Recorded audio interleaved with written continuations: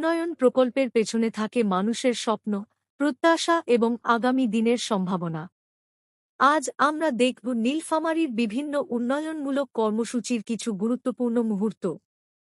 বিএনপির সংরক্ষিত নারী আসনের সংসদ সদস্য ও ফেনীর অগ্নিকন্যা রেহানা আক্তার রানু এমপি এবং অ্যাসোসিয়েশন অব ইঞ্জিনিয়ার্স বাংলাদেশ এর আহ্বায়ক প্রকৌশলী শাহরিন ইসলাম তুহিন বিভিন্ন কর্মসূচিতে অংশ নেন।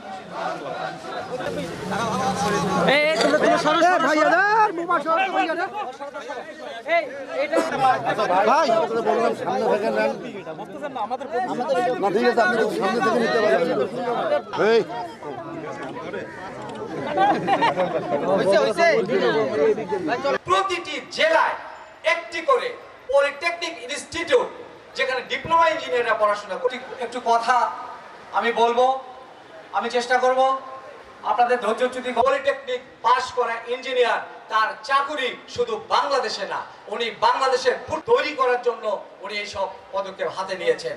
কারণ ওনার প্রিয় নেতা ইঞ্জিনিয়ার শাহরিন ইসলাম চৌধুরী তুহিনের কথা তিনি সবসময় বিশ্বাস করেন।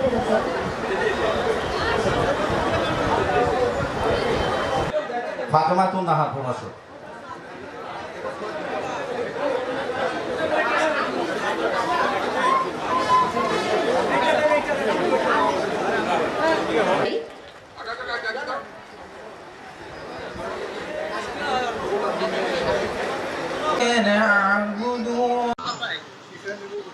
ভিত্তিপ্রস্তর স্থাপনের সম্মানিত বিশেষ অতিথি আমাদের বোন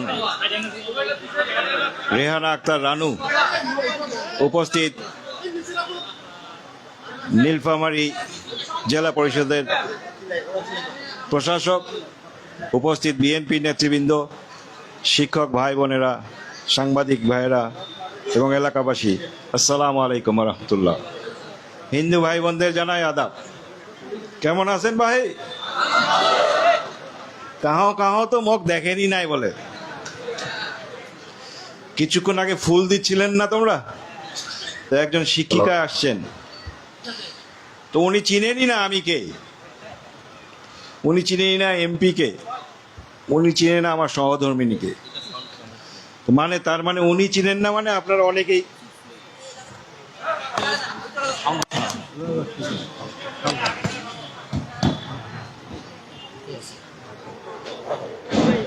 হয়তো বা অনেকেই চিনেন না, নাকি? মুখ দেখছেন ভাই তোমরা? তো কাহো কাহো দেখছেন আর কি মনে হচ্ছে, আওয়াজ তো বাইর হচ্ছে না ঠিক মতো।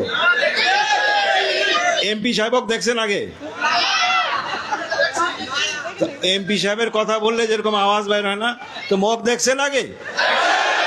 একটু বেশি বাইর হয়, তার মানে বেশি লোক দেখেন নাই আর কি। যারা দেখেন নাই এলা দেখি নেন, অসুবিধা নাই। আমরা তো নীলফামারী সদরে নির্বাচন করি নাই। নীলফামারী সদরে এর আগে বিচরণ আমার কম ছিল। তার আগে 18 বছর দেশেই তো থাকতে পারি নাই। অনেকে আপনারা সেই সময় ছোট ছিলেন, আপনারা এখন বড় হয়ে উঠেছেন, আমাকে দেখেন নাই, দেখবেন না, এটাই স্বাভাবিক। মুরব্বী যারা আছেন তারা হয়তো বা অনেকের সঙ্গে পরিচয় আছে, আমি কিছু মনে করি না ব্যাপারে। কিন্তু এই যে এখন যে চিনলেন, চিনে রাখেন। এই যে এমপি মহোদয়কে চিনলেন, এই যে বিএনপিকে চিনলেন, চিনে রাখেন। কারণ বাংলাদেশের রাজনীতিটা আমরা বৃহত্তর রংপুরের অঞ্চলের মানুষ আজও বুঝতে পারি না।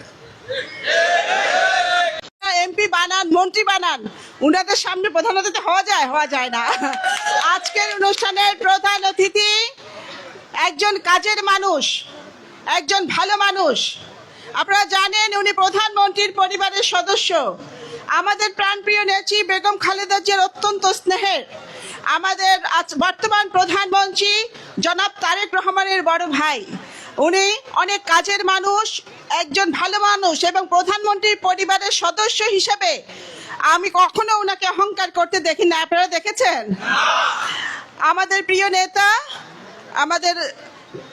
প্রিয় নেতা আজকের প্রধান অতিথি ইঞ্জিনিয়ার শাহরুল ইসলাম তুহিন ভাই, উপস্থিত আছেন ওনার সহধর্মিনী, উপস্থিত আছেন আমাদের জেলা প্রশাসক, উপস্থিত শিক্ষক মণ্ডলী, উপস্থিত আমাদের প্রিয় ছাত্রছাত্রী ভাই ও বোনেরা, উপস্থিত এই এলাকার মুরব্বীবৃন্দ, আসসালামু আলাইকুম। আপনারা সকলেই জানেন যে 12ই ফেব্রুয়ারি নির্বাচনে আমাদের মাননীয় প্রধানমন্ত্রী জনাব তারেক রহমানের নেতৃত্বে এদেশের মানুষ বিপুল ভোটে ধানের শীষ মার্কাকে বিজয়ী করে বিএনপিকে ভূমিদশ বিজয় লাভ করিয়েছে। আমাদের মাননীয় প্রধানমন্ত্রী আজকে এই দেশটাকে, এই সমাজটাকে নতুন করে মেরামত করতে চাচ্ছেন। আজকে আমাদের মাননীয় প্রধানমন্ত্রী এই ভঙ্গুর এই সমাজ, এই রাষ্ট্রকে মেরামত করা, নতুন করে মেরামত করা যে স্বপ্ন দেখছেন, উনার স্বপ্ন পূরণে আপনাদের আমরা পাশে পাবো এই প্রত্যাশা করি। এখানে একটু দুঃখজনক হলেও সত্যি, সারা দেশের মানুষ ধানের শীষ মার্কাকে বিজয়ী করেছে, আপনারা কিন্তু পারেননি। ওনার কিন্তু কোনো ক্ষতি হয়নি, ক্ষতি হয়েছে এই এলাকার মানুষের। কারণ উনি এমন কাজের মানুষ। আজকে দেখেন উনি কিন্তু বিজয় হননি। আমরা জানি কেন বিজয় হননি, কারণ অনেকেই একটা দল আছে যারা নির্বাচনের আগে নির্বাচনটা যাতে না হয় পিয়ার বলে টিকটক করেছিল। আপনাদের মনে আছে না? পিয়ার চাই, অর্থাৎ যাতে নির্বাচনটা যাতে না হয়। আর আমরা দেখলাম আমাদের মাননীয় নেতা জনাব তারেক রহমান, উনি নির্বাচনটাকে আদায় করেছেন বিভিন্ন কৌশলে। কারণ জামাত চায়নি এই দেশে একটা নির্বাচন হোক, কারণ ওরা গণতন্ত্রে বিশ্বাস করে না। কিন্তু যখন নির্বাচনটা আসলো, আমরা কি দেখলাম? আমরা দেখলাম তারা বলে তারা নাকি জান্নাতের টিকিট দিবে। আমাদের নারী সমাজকে তারা জান্নাতের টিকিটের প্রলোভন দেখিয়ে তারা ভোট আদায় করেছে। আজকে আমি এখানে প্রশ্ন করতে চাই, ইলেকশন হয়েছে 5 মাস আগে। এই 5 মাসের মধ্যে উনারা কয়জনকে জান্নাতের টিকিট দিয়েছে এবং জান্নাতে পাঠিয়েছে আমি ওনাদের কাছে জানতে চাই। আর যেই লোক জান্নাতের টিকিট বিক্রি করেছে, আমি জানতে চাই উনি ওনার টিকিটটা কনফার্ম করতে পারছেন কিনা। আমরা দেখেছি সাতক্ষীরার এমপি কিভাবে নারীদের সাথে লটর ফটর করছে, তারা নাকি জান্নাতের টিকিট বিক্রি করবে। এখানে আমি সবাইকে একসাথে পেয়েছি। আমি বলতে চাই যে আগামীতে স্থানীয় সরকার নির্বাচন অনুষ্ঠিত হতে যাচ্ছে। আমার বক্তব্য পরিষ্কার, যারা নির্বাচনের আগে ধোঁকাবাজি করে, জান্নাতের টিকিট বিক্রি করে, যারা স্বাধীনতার বিরোধিতা করেছিল, ওই সমস্ত গোষ্ঠীকে আপনাদেরকে প্রত্যাখ্যান করতে হবে। আমরা জানি আপনাদের এই এলাকায় অনেক সমস্যা রয়েছে, অনেক দাবি রয়েছে, অনেক যৌক্তিক দাবি রয়েছে আপনাদের। ইনশাআল্লাহ আগামী 5 বছর আমরা তুহিন ভাইয়ের নেতৃত্বে পর্যায়ক্রমে আপনাদের সমস্ত দাবি আমরা পূরণ করার চেষ্টা করব। আমরা দেখলাম এখানে আপনারা কলেজ জাতীয়করণ চাই বলে আপনার ফ্লেকার তুলেছেন, আপনারা দাবি তুলে ধরেছেন। আপনাদের এই দাবি অত্যন্ত যৌক্তিক। এটা করলে একমাত্র তুহিন ভাই করতে পারবে, তুহিন ভাইয়ের পক্ষে এই সম্ভব। কথাই বলে ভালোবাসা দিলে ভালোবাসা মিলে। আপনারা ওনাকে ভালোবাসা দিবেন আর ভালোবাসা পাবেন ভবিষ্যতে।